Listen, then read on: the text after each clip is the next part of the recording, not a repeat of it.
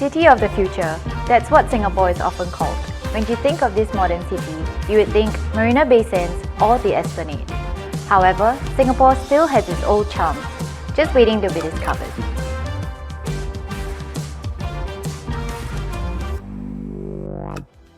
Beyond the skyscrapers and the world-famous tourist attraction, the Heartlands is where you will find the true hidden gems. In this episode, we'll be taking a peek into the past through Singapore's oldest residences, where even locals often overlook. Join us as we share the stories of these places and we'll show you the best ways to capture your memories. Hi, I'm Jeryl, a self-taught photographer. When I first started out in photography, I've always been drawn to lines and unique shapes. Hi, I'm Amelyn. I started my journey with photography 14 years ago. When I first got my DSLR, I brought it everywhere with me, and I've snapped pictures in Singapore till almost every part of the world. I'm excited to show you our list of unique finds within the neighbourhoods and how we would encapsulate all of its wonders within a frame. Along the way, we'll be sharing some tips and tricks you guys can use to best capture these hidden sites in Singapore. It's 8 AM at Tong Baru Bird Singing Club, the largest bird singing community in Singapore. Among the residences in Ang Mo Kio Avenue 5 is a space where old-timers across Singapore spend their mornings admiring the sounds of their chirpers hoisted high above ground. This is where the bird keepers escaped the fast-paced city since 2008. It started with a small group who hung out every day to let their birds socialize. It has since grown into quite a large yet laid-back community, which is a rare sight in Singapore today. Here you'll see folks from all walks of life come together to share their common love for the hobby.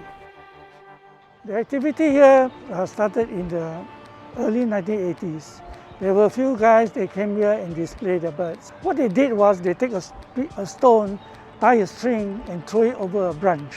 That's how they hoist up their cages. And as word got around, more people came, and then they decided that to pool their resources, to erect a few poles. Then over time, more poles were erected. And then as more people came to know about it, more of the bird keepers, they came with other types of birds. So we eventually decided to set up different sections of songbirds. The layout of this place gives it such a whimsical vibe. So over here you'll see cages at different heights, and the lower ones are actually younger birds that are getting familiar with the place, and the top ones are actually birds training at competition height. When taking photos here, I made use of the poles to create symmetry within the frame.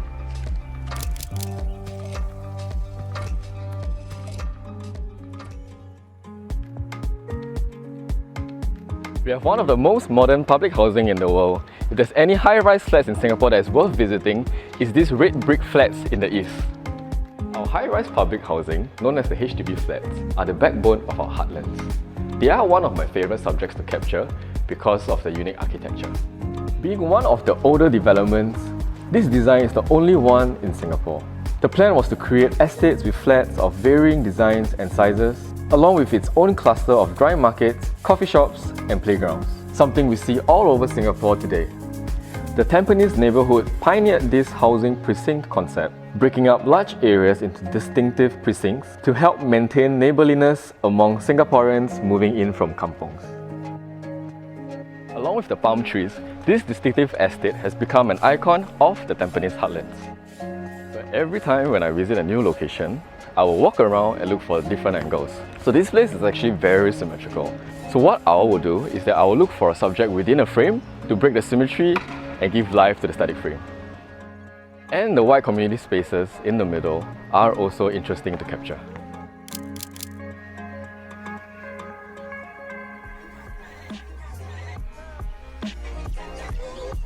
But you know, even before our cool-looking HDB flats, Singaporeans used to live in kampongs. Interestingly, in an urban hub like Singapore, one still remains, hidden in plain sight within the heartlands of Buangkok. Kampongs were close-knit villages where residents kept their doors wide open for neighbours to come over unannounced. Kampong Lorong Buangkok has been here since 1956, years before Singapore's independence. From the tin roofs to the gravel paths, so much of the original village still remains. A tip to shooting here is to look out for kampong elements. So in this frame, you can see the tin roofs and the gravel ground that really gives off the kampong feel. This is Singapore's last kampong, so Singaporeans are currently fighting for this to be a UNESCO heritage site.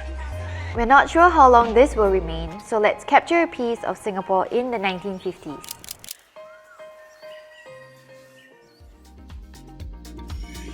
What's really hidden in plain sight is the Tong Baru air raid shelter, and it's a wonder that it still exists. In a neighbourhood known for its cluster of modern cafes, a World War II relic is the last thing anyone would expect.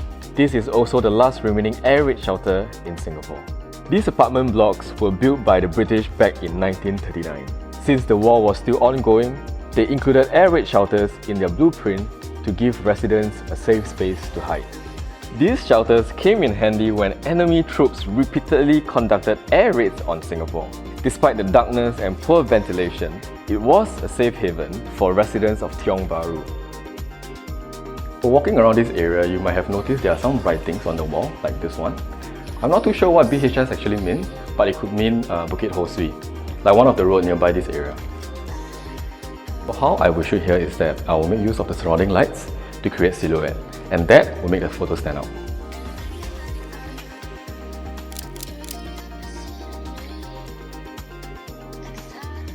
Singapore may have progressed really quickly, however, there is still a lot of charm in the old and rustic. There's always treasure hidden even in the most familiar of places, and it's up to us to go find them.